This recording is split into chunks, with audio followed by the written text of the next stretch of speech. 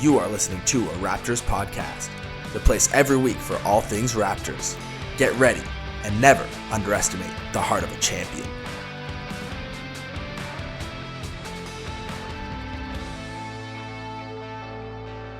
Hello and welcome back to a Raptors podcast. I'm your host, as always, Lucky Roberts, and I'm here talking to you after the Raptors beat the Pistons 142-113, and we'll look back more at the week that we've just seen from the Raptors the past 4 games. But firstly, I would like to talk about this Pistons game today, and it was really, the performance you expect, but, you don't always get the performance you expect from the Raptors or really any team, but you really are proud to see what you saw from them today. You look down every single place except for maybe OG, who's coming back off an injury, but Siakam, 23 points, 7 rebounds, 6 assists. He really imposed himself when he needed to. He let other players like Scottie and Schroeder and even Chris Boucher and Achua, who had great games coming off the bench, but he really, took over the reins when he needed to, but, passed it around, got the ball moving to other people as well, and you can see that. It was a good game from Scottie as well. He was 7 for 11, 3 for 4 from 3, though, which is the important part. His shot looks better and better by the day. He's catching these catch and shoots anywhere. It could be top of the key, on the wing there, down in the corner, and he's hitting it no matter what, and it's smooth. It's a quick catch and shoot. He's not dallying with it. He's getting it up. He's getting it in the bucket, and it's pure, too. A lot of the time, like the past couple seasons, the threes that he does hit, it was sort of a straight line, laser type of three-pointer, the stuff that you see Achua shoot, and it's online, but it's a laser. It's not really has a good chance of swishing, but now he's getting some arc under it, and it's swishing really well, and you see that just really working for him right now. He's 3 for 4. He's turning into a shooter right in front of our eyes, and if once he adds that, it really, the sky's the limit for him. He had plus 37 plus minus today. Really impressive. A bounce-back game for Jakob Poeltl, who's had a couple of poor performances, especially in the past couple of games against the Celtics, the Bucks,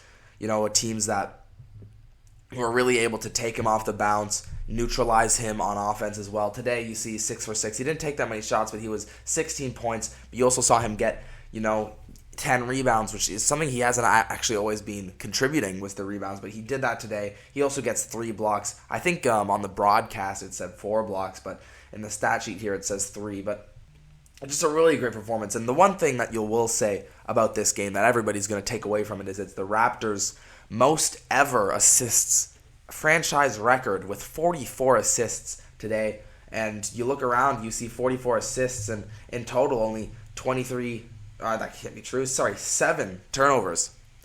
Only 7 turnovers, some really, really great plays. Assists, everybody's filling it up. You see Scottie Barnes with 9, OG with 3, Pascal with 6, Poeltl with 4, Schroeder with 7, Achua with 5, Flynn with 4, Gary Trent with 3, Boucher, McDaniels, everybody who's playing on the court except for Grady Dick had an assist tonight, and you can see just how well the ball was moving because everybody's gotten points here. We have a bunch of players in double figures: Gary Trent, Precious, Boucher, like I said, Scottie, Poeltl, Schroeder, Siakam. Everybody's got some, double-digit points, and it was a very evenly spread game, and this is the imagination that you expect to see going forward for this Raptors team, is this sort of approach offensively, and that's what Rajakovic is going to want to get from his team. And something that the Raptors have sort of struggled with, and we'll see as I talk about these other games, is that these Raptors have had very slow starts, and they're clawing back as the game goes on. But today, anything but that. They score 32 in the first, 37 in the second, 35, 38 in the third and fourth. They had the stats, and it was just exactly what you wanted to see, and they never let up either. Everybody coming off the bench, contributing, nobody, slowing down the pace, stop moving the ball, nobody's selfish, everybody's making the right pass, making the right play. Only 3 players actually in the negatives. It's Ron Harper who's, not going to get the 4, so I counted as 2. Jalen McDaniels, Grady Dick were both in the negatives, but just barely. Everybody else in the positives. Players like Scottie Barnes, like I said before, plus 37. Pascal, Poeltl, Schroeder all around plus 20. Starters dominated the Pistons, and the Pistons are a bad team. They're 2-12. You look down their roster, and they started Jaden Ivey for some reason, who hasn't been starting recently, even though they spent such a high pick on him a couple seasons ago. And you look, and you can see why. It's 3 for 10 from the field, 0 for 5 from 3-point range. He scored 9 points. He had 4 assists, 3 rebounds. But, I mean, for when you're, drafting a player like Jaden Ivey, and, granted, he did have a neutral plus-minus compared to all the other starters who were down in the negative 20s. But when you draft a player like Jaden Ivey, I mean, you better think he's going to start over some of your, players like Killian Hayes, who's didn't play today because he had a sprained left shoulder. But Killian Hayes has been starting for this Pistons team. And Jaden Ivey, Killian Hayes has been diagnosed as a bust since basically since he's been drafted. And you'd like to see some more from Jaden Ivey as such a high pick that you spent on him. And this team is just littered with first-round talent. I mean, talk about Bagley, he was 4th overall. Wiseman was 2nd overall. Killian Hayes was top 10. Amen Thompson, well, jury's still out on him. He had a fine game. Didn't really take that many shots. 10 rebounds, which is something impressive by him. A steal, a block. He was fine. Kevin Knox was a lottery pick. Isaiah Stewart, a first rounder. Cade Cunningham, 1st overall. All of these players are huge, highly touted draft picks, and they continue to squander the talent of each of these players. I mean, Cade Cunningham is, their go-to guy, but I just think put him in any other place and he's still going to be putting up what he did today, 18, 5, and 4. I think they squander all the talent they have, and I think they're trying to fix that with Monty Williams, and we'll have to see if that's something that they're able to do. But it's just not... it doesn't look great for them, and they've been rebuilding, as, Matt and Jack said on the broadcast, since 2004. I mean, they've been rebuilding for years and years, and it's unfortunate to see the Pistons, who are such a storied franchise in the 90s and had some success in the early 2000s, to see them fall to the wayside as they have these past century. Past half decade to decade, and it's disappointing to see him. Hopefully, with Cade Cunningham and Amen Thompson, Jaden Ivey, maybe he gets back by Bagley, Wiseman, and we'll see some new stuff from them. Even Jalen Duren and Isaiah Livers were some pretty high young players. Anyway, this is the Raptors. This is a Raptors podcast. Let's talk about the Raptors. But like I said, the bench was really, really good today. You saw Chris Boucher draining in the threes. He's been hitting the threes like it's 2020, like it's 2021. Chris Boucher's looking like, bubble Boucher. He's looking like Tampa Boucher. He's really well offensively, and he's still bringing that effort that we saw with him last year with Nick Nurse. He's getting a steal, a block, 6 rebounds. He's flying all over the place, and he's not getting hunted as much as he has before on defense. And I'm really liking what I'm seeing of late from Chris Boucher, and he is getting up there. I mean, I remember when he was a younger player and is 24, but he's almost 30 years old now, and it's something that you got to think about is how is he going to age and how are we going to pay him in the future? Because, I mean, currently he's making, I think, $14 million a year, which I think is a fair deal for him. But as he ages, I don't know if we can continue to pay him that much. I think more of a mid-level exception type of deal. $7 million, $8 million, $9 million is probably his price range. But he continues to impress, and he continues to hit the three. And if he hits the three, his skill set flies way up in the value charts. And, you saw some good performances from Gary Trent finally coming off the bench. He was a plus 20, 18 points. He got some assists, but mainly for him, it's just can you create and can you get some shots for yourself? And it's why Darko doesn't really mesh and gel well with Gary, and we'll see whoever eventually breaks. Today was a point in for Gary Trent. Usually it's been Darko getting the points because Gary has not been performing too well, but he's come back after the injury, and in the Celtics game as well, he played pretty well as well. And you'll see, he in that game he had 14 points, but he was very efficient. And you're seeing Gary Trent get his mojo back after taking a little bit of a rest, and so you're happy to see that from him. And hopefully coming into this next little stretch here of some easy games, we're gonna see that continue for him. Precious Achiuwa, like I was saying, he had a couple of missed plays there, especially towards the end of the game. He had a missed 3, a couple of forced shots, but he's gonna fight back, and he's gonna fight back hard. He missed a pass in the paint where he had I think it was Jalen McDaniels out in the corner, and he instinctively tried to finger roll it, but he was off balance, and it wasn't really going to go in.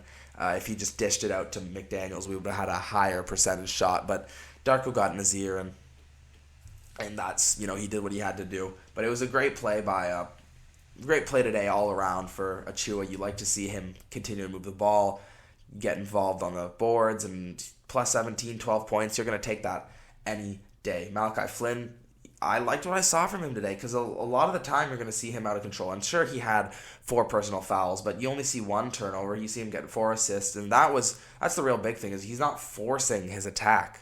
And that's something you've seen so much from Malachi over the years is, well, I'm only getting on the court for the last 2 minutes here. Let me take every single shot.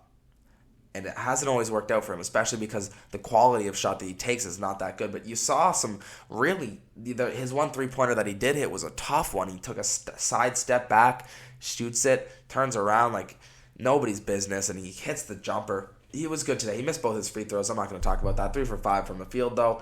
Not forcing his game, and he played very well because of it. McDaniels was fine. He's sort of a Rondé Hollis Jefferson type player. I don't think he's going to be doing too much other than just buying us a couple minutes at neutral, plus minus at the best. So, yeah, he's fine. Grady Dick is sort of similar spot, but Grady Dick has a little bit more potential. I think they're actually very similar players. They have a little bit of finishing chops around them. They're mostly shooters. Grady Dick's a better shooter than Jalen McDaniels. Grady Dick had a really tough 3 that he hit, his only bucket of the game other than the 2 free throws. But it was a tough shot, and you like to see him continue to hit those 3s, catch and shoot, tough guy, hand in his face. He hit that one. Grady Dick younger, he has more potential than Jalen McDaniels, who's sort of more of a, if Grady Dick doesn't develop, that's sort of what you're going to see from him in the future. But that was a huge win from the Raptors over the Pistons. We are moved to 6-7 as we look back to some of these other games. And I'm just going to look towards the Wizards game first, which was another win, but this one in an entirely different fashion against another struggling team. And in this Wizards game, it's one of the games, the Raptors coming into it are 4-5, and you look in the future, you see the Celtics, you see the Bucks, and if the Raptors lose this, they move to 4-6, and you can see them soon going to 4-8, which would have been something that would have been difficult to see, especially against a Wizards team that is only 2-8 on the season so far. But the Raptors go down big too, and it's, I was talking to some of my friends, and they were telling me, I turned the game off at halftime, and fair enough, at halftime they were down by 23 points. And you look around and you see sad faces, and you think, is this the rest of our season? It's just this sadness about us. And we're down by 23. Who's going to step up? And mostly this season stepping up, it's been Scottie Barnes. And he doesn't have a bad game today. He had 19 points. Not today, in this game. But he had 19 points. He had 9 rebounds, 4 assists, 5 steals, which is huge. You love to see the defensive efficiency, defensive prowess on display with Scottie. He's really owned into that this season. But you look around, who's been the guy for us the past couple seasons? It's Pascal Siakam. And he came to play in that third quarter. My goodness. I think he had 20 points in it. 39 points in total for the game. He's plus 18. None of the other starters are even close to it. They're all 16 plus minus below that. And, when I'm talking about that, I'm looking at Dennis Schroeder, who's, 16 plus minus behind him. He had 4 points, 1 for 12 from the field goals. He did not have a good game. Pascal Siakam was dominant in this one. He had 39 points, and we needed every last one of them. We go on a 22-1 run to end the game and win it, 111-107. Just a classic, hood classic Raptors game as they win 110-107. Pascal Siakam, 15 for 23 from the field. Didn't hit any of his threes. Got to the free throw line a bunch. You'd like to see him hit a bit more of them. He had 9 of 14. But he got on a bunch of offensive rebounds. He got those assists, got 3 steals, 6 turnovers. But, the ball was finding him every single time down the floor. And if my computer was stopped taking off into the into the sky, I'd be able to keep talking about it more. And we'll have to just work through it. Anyway, Jakob Poeltl, once again, you look at the stats and he was fine, but he was minus 14 for the game, and it wasn't. And you look and you're like, well, how is that even possible? And Daniel Gafford is demolishing this guy, and they keep abusing him, and he's not a plus offensively, especially without Fred VanVleet. And so he's slowing down our offensive efficiency. And you look at Washington, and they just said, yeah, just stand there. We'll put Daniel Gafford on you. Daniel Gafford is going to do the exact same thing, and it's why did we spend a first-round pick on him when we could have had Daniel Gafford?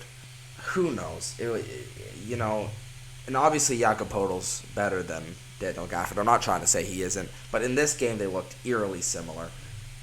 And we didn't buy Daniel Gafford when we spent a first-round pick on Jakob Poeltl. And he wasn't the only one to have a bad game. Otto Porter actually started in this match, didn't play that much.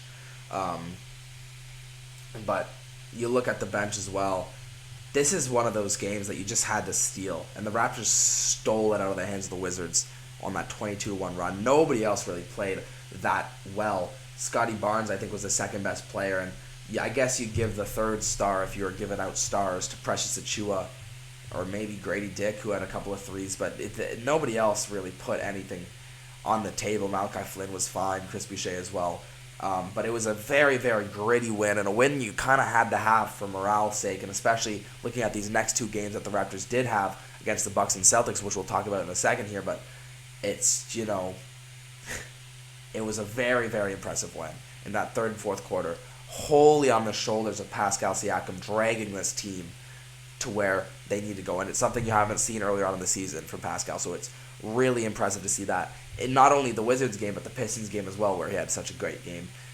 And it was sort of, he could have had a similar performance that he had in the Wizards game if we were not just dominating the Pistons from the get-go. But we talk now about this Bucks game. And the Bucks game, going into it, you realize, okay, well, one of their best players, Giannis Antetokounmpo, isn't playing. It's Damian Lillard, Malik Beasley, Jackson Jr., Middleton, Lopez. Not that Jackson Jr. No, it's it's Andre Jackson Jr., the guard. They didn't just swing and trade for Jaren, but that's who they're starting. They got Bobby Portis, Thanasis. This is a winnable game without Giannis. But Damian Lillard, man, he put pressure on the rim, not with his finishing, but with his free throw attempts. He missed every single time he got to the rim, and maybe that was because he kept getting by Poeltl and forcing Poeltl to foul him, and that's why he missed. But even still, it was a just impressive performance by him, to say the least. Kept getting the free throw line, 15 of 16 from there, 13 assists. He was 37 points. He had some crazy three-pointers, and it's just one of those games where he's on a heater. And that's what you buy when you buy Damian Lillard, is on these off games when Giannis isn't here. I don't think Chris Middleton can do this. I don't think Brook Lopez. I know Brook Lopez can't do this. I love Brook Lopez. I think he's the ideal center you would want in this league. Maybe him 2 years ago is the ideal center you'd want in this league, but he's really, really good. But even still, Damian Lillard is going to carry your team to a win like this. In a game the Raptors played fine. Scottie Barnes had 29 points. He played really well. Siakam, a down game after the Wizards won. And maybe it wasn't the best game for everybody. Scottie is really shining in my brain here with the 29. Everybody else sort of doesn't really do too much, but it was still a pretty dominating performance by Damian Lillard. And also Malik Beasley, ultra efficient, 11 for 14, also getting to the rack and getting some three-pointers as well. 8 3-pointers in this one. He was a huge plus-minus for them. Malik Beasley, who's somebody I think should be starting as their shooting guard, and he did today, and it was a great performance by him. And some of the other all-star caliber players, at least Depoy for Brook, all-star for Chris, it wasn't the best game for them. They were both at like 10 and 11 points. They're 8 rebounds, 5 rebounds, not really setting too much. Brook Lopez had 7 blocks. Okay, he's really good. I understand that. Offensively, he didn't have a great game. Chris Middleton, neither did he. Bobby Portis was very efficient as well, same as Malik Beasley. 18 points, 6 rebounds, 2 blocks. Bobby Portis will do that, especially it seems he always does that against the Raptors. He gets hyped up for this match, I guess. Cameron Payne was fine as well. But the Raptors, it's going to happen. You don't expect to win the Bucks. This is, a loss you can sort of schedule and you can sort of afford to give away. And you're not going to lose that many, happiness losing this one. It's a loss. You'll get bounced back right to it. We got the Celtics, sort of a similar story. But the Raptors hung into this one. The Celtics coming into this one 9-2. They 10-2 by the end of it. They win 108-105. But the Raptors really played ultra well. Ultra well, that's not even a word. Pascal Siakam puts up 23 points, 5 rebounds, 6 assists. He was really good in this game. And it's sort of a similar performance you see against the Pistons. And it shows the difference between the Celtics and Pistons just in skill and defensively. Scottie Barnes, not his best game ever. But it's something that you can sort of afford when you have two similar players like Scottie and Pascal. It's something you can, one of them's going to step up one game, one of them's going to have to play a bit of a lesser role. And I think against the Pistons, we saw both of them combining together as well as they could and gelling together. I think if they play more minutes, Siakam ends up at nearly 30, Scottie around the mid-20s in points, and they continue to fill out their box scores, which is already pretty full if they play some more minutes. And I think that was the best, combo effort we've seen between the two of them so far this season. And it's going to be interesting to see how they're able to do that. But in this Celtics match, the Raptors fought, and they fought for it from the get-go. They go down big early in the second, and, after leading in the first, 39-17 was the second quarter. Boston pours it on with a barrage of threes. I mean, Jason Tatum's hitting threes. You say that, I say that, but he only hit one. It was Sam Hauser. It was Al Horford. Sam Hauser looked like Larry Bird in this one, was what one of my friends said. Jaylen Brown, three threes. Derek White, Drew Holiday, Kristaps. I actually didn't get any threes today, but he had 12 rebounds, 5 assists, 3 blocks, a steal. Very, very good. He's really, it's one of the players you don't think of as a rim protector, but he showed some rim protecting chops there in this one. But Jaylen Brown actually gets a little bit knocked up, a little bit injured in this one, and I hope he's feeling better. But Siakam, Scottie, still trying to figure out their 1-2, who's 1, who's 2, who's playing off one of the other one. Schroeder really came to play in this one, and it was a defensive battle between both of these teams. The Celtics get really hot from 3 in the second. Raptors fight back and claw back in the third. In the fourth, it was very even, 24-24, and the Celtics just edging it out as they had a more impressive second quarter, and that's what won them the game and improved them to 10-2. The bench didn't really give us anything. It was heavy minutes for all of the starters, and it's something that you're thankful that you can sort of ease off the gas pedal here for this Pistons game, take a little bit of a breather, let the starters relax a bit, play your bench a lot more. Because the starters were taxed heavy in the Celtics game, trying to steal that one away from the Celtics, and they weren't able to. But it's a performance that you weren't expecting against a team you thought you were going to lose to. To only lose by 3 is a huge and inspiring performance that you can see them bring into that Pistons game. As we look forward, string of games here, I'll either get back to you on the Sunday, Monday after the Cleveland game, or the Saturday before it, probably afterwards. So I'll see you after the Orlando, Indiana, Chicago, and then Cleveland. I think we're looking at 3-1. Maybe 2-2 if Cleveland and Indiana sort of give us a run. Orlando's also pretty good. Cleveland's not. Chicago's not the hardest team to beat. I think 2-2 is probably where we would stand. 3-1 if we're really good. I think we'll have to see. Tuesday it's Orlando. Then the next day right after that it's Indiana. Back-to-back. We'll have to see how that goes. And then Friday versus Chicago. And then we move back to Cleveland to play the Cavs. And so I'll be back after that one to talk more Raps for you.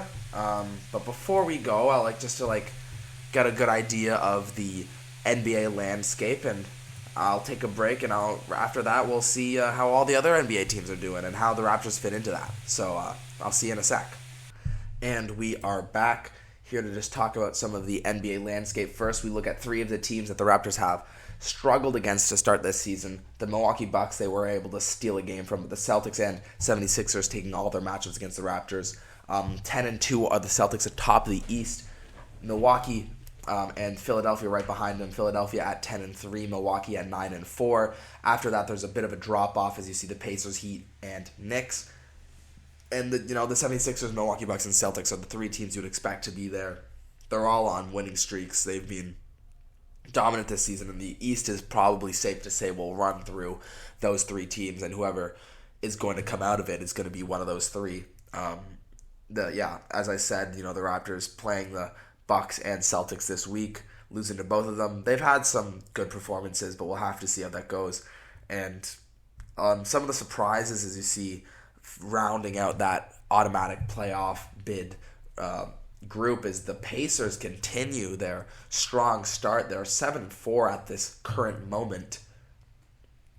3 games above 500, only a couple games back of first place, and it's still early, but it's 7-4. We're 10 games into the season. We're 8th of the way through the season. We're starting to be able to draw some conclusions here, and the Pacers look really good in their young core. Tyrese Halliburton dishing it around to all of their young rookies, and it's something that was unexpected. You were looking at teams like the Magic, who also have started pretty well, and looking at teams like Oklahoma, and you're expecting those teams who have played well to play well, but the Pacers were a team that I was sort of given a couple more years to develop, but I mean, they're here and they're emerging and they're here now, and the Raptors have a matchup against the Pacers next week, and so we'll see how that plays out for them.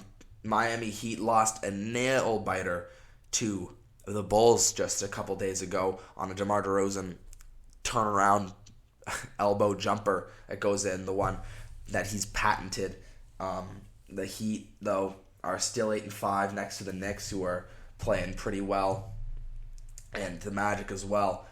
A bunch of teams who you would expect to be in similar positions with the Raptors, but the Raptors, have had a bit of a tough schedule and haven't played all too well. And I think it's a fair representation of the skill levels of each of these teams. The teams that are more in the Raptors pack here, from 8 to 11 in the East, is the Hawks, Cavs, Nets, and of course the Raptors. Raptors equal with the Nets, both teams at 6-7. Hawks and Cavs at 6-6 at 500. And this is the play-in group that you would expect, but one of these teams is going to have to be left out. I apologize for my sickness. And, it could be any one of them, and we'll see how the season develops. I expect one to sort of drop from the pack. The Nets have lost 2 in a row, so have the Hawks, so we'll see how it goes. Raptors winning 1, the Cavaliers 2 wins in a row. Raptors will play the Cavs soon enough, and they'll play the Nets as well, actually. And as you see the bottom dwellers in this Eastern Conference, the Bulls are trying to fight their way out of it with that win against the Heat, but I think their season it's going to take a lot for them to come back, especially, you see their players all over Twitter being shopped around. I think their current core has run their course, and I would expect to see some changes coming pretty soon. They're 5-9. It's going to be tough for them to salvage anything. And the bottom 3, Hornets, Wizards, Pistons, the 3 worst teams you could contend even in the entire NBA. Just disappointing performances. They're not very good, and they're free wins if you know what you're doing. Pistons have lost 11 in a row. They started out 2-1. Now it's 2-12. Pistons lost 4 in a row. Wizards lost 5 in a row. Hornets 4 in a row. All these teams are, like I said, free wins. As we move on to the Western Conference, the Minnesota Timberwolves at 9-3. They've been really, really well, and it's been the emergence of Anthony Edwards, as I continue to mention. But he's played so good. He has that look about him. He has that aura. They are 8-2 in their last 10. They're right there with the Nuggets, right there with the Mavs and the Thunder. The Nuggets, I still think, are the creme de la creme. the creme de la creme in the Western Conference.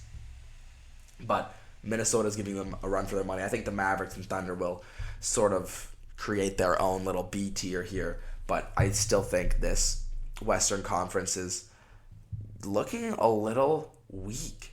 The top of the East seems to be better than the top of the West, but the Nuggets, obviously, the reigning champions, I still give them the first, until somebody knocks them off, the best team in the NBA moniker. But they're, right there neck and neck with the Mavs, the Thunder, and the T-Wolves. Thunder with their amazing, great plays by Shea this season so far. He comes from a game winner just now. And I'm everybody's saying on Twitter, proud that he's Canadian, and I couldn't say it better myself. He is so special, and he's going to be for Canada that staple guy for years to come. As we look further down, the Sacramento Kings 7-4, they're exactly the same record as the Indiana Pacers. That team that they made the deal with the devil to make the playoffs, but they've lost Tyrese Halliburton. They're not too sad about it. They're 7-4. It happens. They've won 5 in a row. Really, really bringing some momentum with them here. The Rockets as well. They're 6-4. They started out slow as well. They had a big win streak. Just lost one, but that's fine. That happens. And, as you look, those are the automatic playoff bid teams. You look down and you see some teams that you were expecting to see a lot higher. The Lakers, the Suns, Pelicans, Warriors, all trembling around 500. Warriors 2 games below. And then you look one spot below them and see the Clippers just outside of the play-in spot. But they're not actually. They're 4-7. They've not been good adding James Harden. And it seems to all be falling apart with them. A lot of talk of some maybe cancer in the dressing room. We'll have to see how it develops, but the Warriors, Pelicans, Suns, Lakers, they've had their moments this season, especially the Suns, who were expected to be alongside the Nuggets at the top of this Western Conference. They need to figure some stuff out, and I'm going to continue, until they do, I'm going to continue to harp on that trade that they made at the beginning of the season. They're giving away a player like DeAndre Ayton for free, basically. Getting nothing back, getting dimes and pennies back, and it's, that's why they're 6-6, and they've really lost a part of them. The Lakers, 1 game above 500, that's sort of where they're supposed to be. Anthony Davis looks older by the day.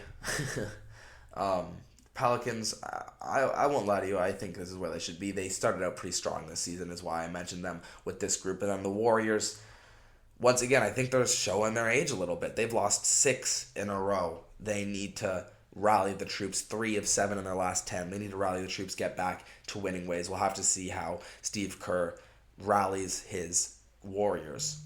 And finally, we just talk about the bottom of this Western Conference, the LA Clippers, as I mentioned before. We'll see how they fight back. They're 4-7. Disappointing start for their season, but there's still a lot more to come. And then it's the Jazz, Grizzlies, Trailblazers, and Spurs.